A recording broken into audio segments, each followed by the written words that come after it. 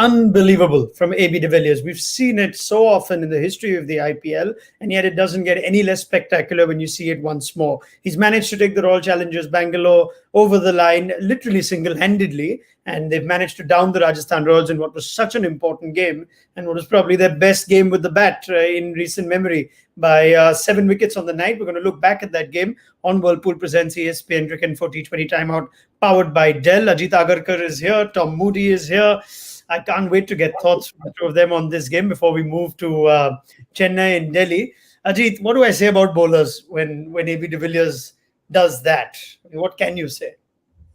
You can't. I mean, you as a bowler, you try and bowl the best ball you can. He's got the ability to dispatch that best ball quite regularly. So you can't. It's very difficult at times, and as soon as it gets going, there is that extra pressure. I mean, but we saw some spectacular bowling from someone like a Tyagi, even in that pressure situation. But once AB gets going, it's very, very difficult to stop him, and single-handedly won that game for them. I mean, which looked almost gone at one point. Yeah, you look at that 19th over from Jaydev Unadkat, and yes, we will talk about AB, Tom, but was there a case for Jofra Archer to bowl that 19th? Absolutely. I think that was a tactical flaw. Quite often you see now, more often than not, your main bowler bowling that penultimate over, just to close the game and make that last over near on impossible. Make that last over an over where the opposition has to score that 25 instead of it being the 25 in that 19th over, which is what happened to Unadkat. So it's a very, very tough thing. It's easy with hindsight to look back, but I think most captains would have bowled Archer just to try to finish that game in that 19th over. Yeah, I mean, such decisions like that change the course of games. We'll just wait for Ajit's internet connection to improve. I hope it's getting better as we just wait a little bit. But what could be the thinking? Unadkat bowled a decent over in the 17th, Tom. AB did hit him for 1-6 over that short offside boundary. What could have been the thinking to give Unadkat the 19th? Yeah, look, it's always an interesting one. I particularly when you've got someone like an AB de Villiers at the crease, I think it's a really high risk strategy, giving him a look at a bowler 2 overs in a row. Yeah. It's easy. It's easy now because obviously the planning for Smith would have been hoping that he would have seen the back of AB de Villiers, but when you've got a player that is so good, like an AB de Villiers, and he has one sighter of one bowler for an over, it just, in a way, you're setting up that bowler to fail in that next over unless he gets it absolutely right, which Ajit will know as a former fast bowler. The margin of error against players like AB de Villiers is so minuscule, it makes it near on impossible to bowl to them. So there's a couple of things that you can look at. The one bright spark out of those last few overs was Kartik Tyagi, who I just thought just bowled beyond his years of experience. He really did show some class there. His execution of that Yorker under pressure was brilliant. Maybe he should be, moving forward, consider as one of the specialist death bowlers, because he looked to me as composed as anyone. Yeah, that having been said, Ajit, the over itself from Unadkat wasn't the best one, was it? Yeah, I mean, that's the different strengths that they have. I mean, Tyagi relied on his Yorker, which he has the ability to bowl. Unfortunately, Unadkat perhaps doesn't have that kind of ability and trusts more on his slower balls. And once those don't stick in the pitch, or even if they do against someone like AB, who can actually wait on his shot a bit, it becomes so much harder. And when you go for a couple of sixes, the first 2 balls, you can start. I mean, you start feeling the pressure even more. Having said all that, it wasn't the best over that he could have bowled. But it's the pressure. Pressure makes you do funny things, and especially when AB de Villiers is at the other end that you're bowling to, there's that added pressure. Yeah, and some radical moves from RCB, Tom, to send him in at 4. Yeah. Surprise. Look what happens when you give the best player in the world a few more balls to bat. It's amazing what he can do.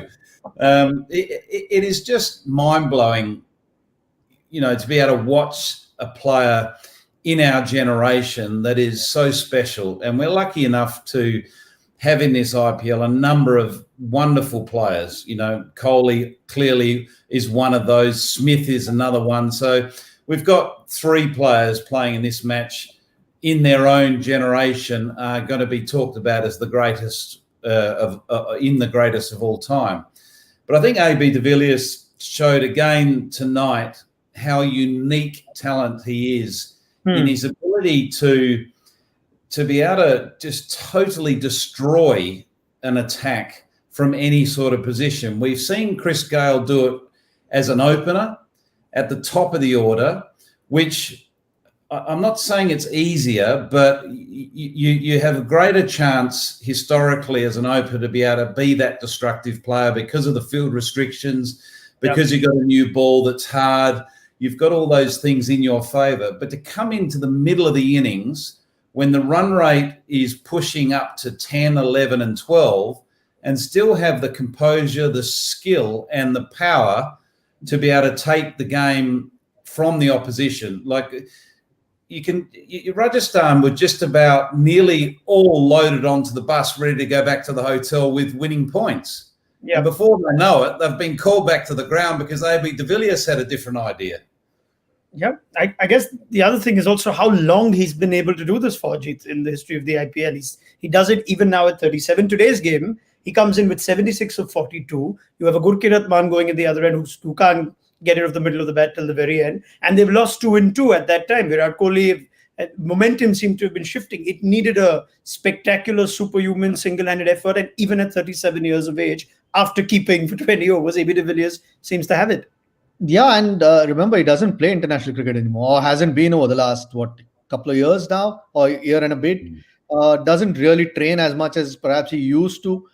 He's one of those really unique players who just doesn't seem out of form, which I can't remember the last time I've seen him scratch around for runs. It's quite a unique talent that he has. We've seen all the great players, and there are quite a few in this competition who at some stage or the other at their points in their career have seemed like they're short of confidence. With AB, you don't get that feeling. I mean, to do it day in, day out, he's practically won 2 games on his own to put RCB in such a commanding position on this table. Just looks as good as ever at this age, and with a lot less cricket behind him coming into this tournament. Right. Before we just speak of the Rajasthan Royals, we just speak of a moment of individual brilliance. It seems like Rahul Tewatia can do nothing wrong. We've seen some great catches in the IPL this season and in the past, Tom, but that one off Virat Kohli, it had its own special place in that list of great catches. Yeah, look, it was not only a brilliant catch, but it was a very, very important time in the game as well. Yeah. Yes, okay, Rajasthan didn't end up winning the game, but if they did win the game, that would have been a significant point in the field that they would look at and think, well, that was a game-changing moment where, you have someone taking a spectacular catch, because Kohli smashed that. He middled it and it went very, very quickly to the boundary. So to make that judgment, one, to get into position to catch it off balance, but have the presence of mind to be able to, still remain composed, balanced, to be able to throw the ball up, get back in. Yes, we see it quite often now, but it just every time it astounds me, the athleticism of the fielders these days, and that was a critical catch. And from a player who has put a smile on a lot of people's faces, not just with his catching ability, but just with his wicket-taking ability and some of the innings he's played. It's just wonderful to see, a player that comes out of left field, put a nice sort of light on the IPL. Yeah, we know the catches on the boundary, the ones that they flick back in and then come back and take, are practiced, Ajit. And this one's different, though. I don't know how often you can practice one that's flat, you're running full speed to a side and still managing to execute the catch to perfection. Yeah, and maintain your balance. When you go outside the boundary, he almost looked like he was losing his balance. Flick it with the back of his hand, still flick it high enough in the air so it gives him a chance to come back. There's just so many different things at play. Like Tom said, if they ended up winning, that would have been the moment that changed the game. Unfortunately, AB de Villiers was still around, but one of those moments that Tewatia will look back with real pride. Yeah, there are too many of these moments for Tewatia now. I think this is just a normal day for him. Maybe he should have asked the captain to save one over of Tewatia at the end, and he could have rolled his arm over and got De Villiers out. On a serious note, as we look at takeaways for Rajasthan, Tom, it looked like they played. I saw your tweet as well. It looked like they got the batting order right. It looked like they played their best game for a large part of this match, and they've yet lost. So, what's the takeaway for them after this kind of defeat? Yeah, it is frustrating from a coaching perspective and a player perspective when you know that really you've controlled 80% of the game. And I think Rajasthan, in my view, have controlled 80% of this game. And it wasn't for one individual brilliant performance in the last 20% of the game, you've nearly played the perfect game. They've made some strategic changes with their batting order. They seem to, that seemed to have an important impact on their batting. I felt their score was a very, very good score in those conditions. But as we've discussed, there's one bloke that, decided the script was not going to be written that way. It's going to be written a slightly different way, which surprised us all, which, gives us these magical moments. With 6 points from 9 games now, Ajit, they're still mathematically in it. If they win every one of their games, you'd think 16 points should be enough. But realistically, it doesn't look like Rajasthan are now losing that race to make the playoffs. Yeah, I mean, fortunately for them, other results, you don't quite know how they pan out, and mathematically they're still in it.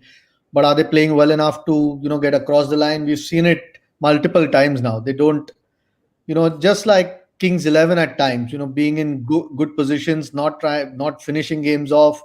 Okay, today was individual brilliance, but even so, you'd expect a team to win that game, and you expect yourselves to win that game as a team. So they'd be disappointed. And there've been a couple of games. Okay, there've been a couple of games where they should have probably lost, and they've come back and won it. So even so, I mean, even if they have a chance, it's a very, very slim chance at this point. And a lot of results will have to go their way, and they'll have to win all their games, which seems very, very difficult.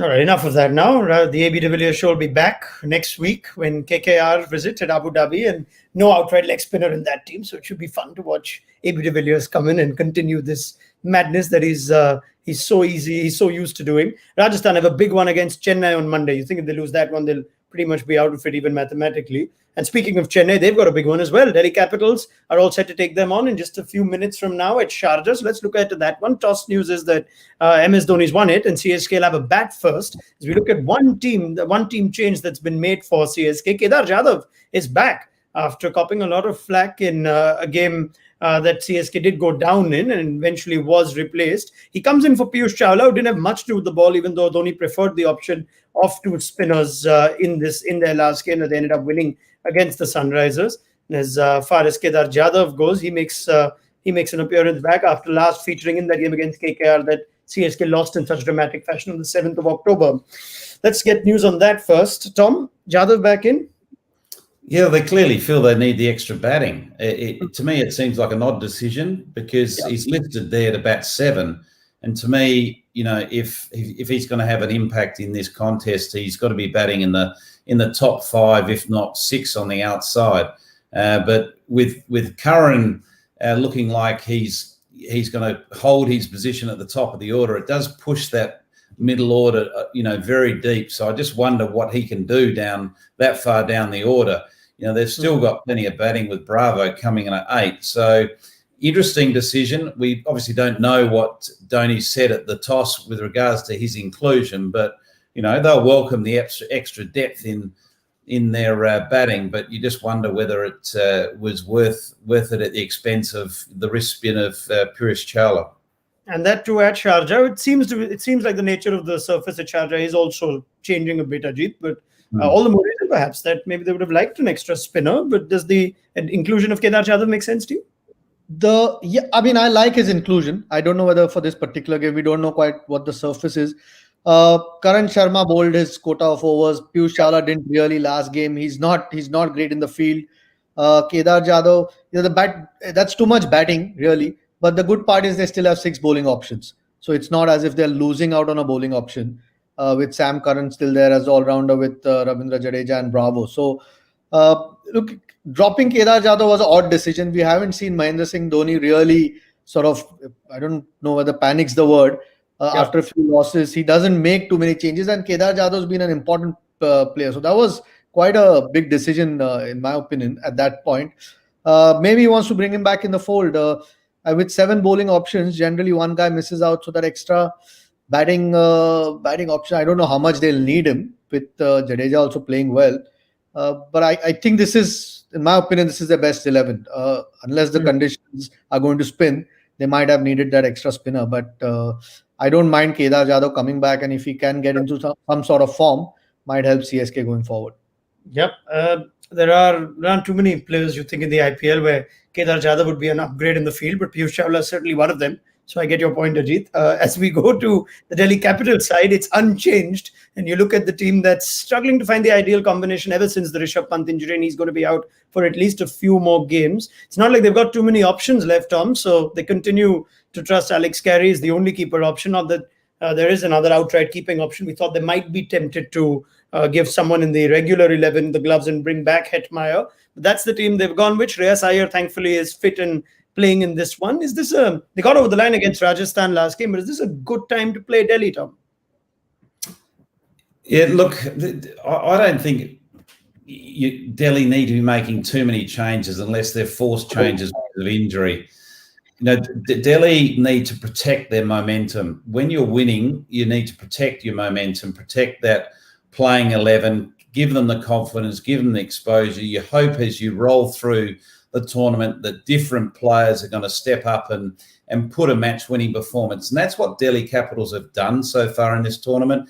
There hasn't been any particular person that has picked up the man of the matches. There's been a number of different players that have, stood up at different times and had their moment. So they just need to protect their momentum, keep playing the brand of cricket that they're playing, which is an exciting brand. And I'm sure they're going to be a real handful for CSK tonight. Yeah, Tushar Deshpande has already got the new ball against Sam Curran, opening batsman now for the Chennai Super Kings. And Ajit, does it somewhere work to their advantage, knowing what they're going to be chasing, bowling first, perhaps this batting lineup that's still trying to get used to each other with Rahane coming in as well? Perhaps this is a good one for them. I don't know. It'll have to depend on the conditions, whether that's a good thing for them to know the total. Look, they'll have to firstly bowl well. And Chennai like doing this. Chennai like controlling the game. Early part of the tournament, MS decided to field first quite a few times, and that didn't quite work for them. But this is the way they like to go. You saw that little bit of swagger come back in them last time when he could control with the slow bowling, the last win that they had. So this is what Chennai like to do. It'll all depend on the surface. If it's a good surface in Sharjah, could play into the hands of Delhi. Right. And just as we have that conversation, and I mean, we're doing this coverage remotely in the times that we're in, so we can't seem to be getting enough of Tom on screen. But we will sort that out. There we are. We sorted that out. We didn't mind it. We could keep looking at Tom. You can look at every picture, every portrait. Yeah, every picture. He's going to take us through every picture that he's got on his wall. There's a story attached to each one of those. But there's already a wicket in the first over. So Tushar Deshpande has struck and Sam Curran's gone. So that should make for a very interesting next 19-20 overs. There's a lot of pace in this Delhi Capitals side. So good luck to the CSK side. We'll pick this conversation up in 20 overs time. Tom Moody, thank you very much. Enjoy the rest of your Saturday evening. It's still young, I'm sure, in Perth. So I know you'll make the most of your Saturday night, Tom.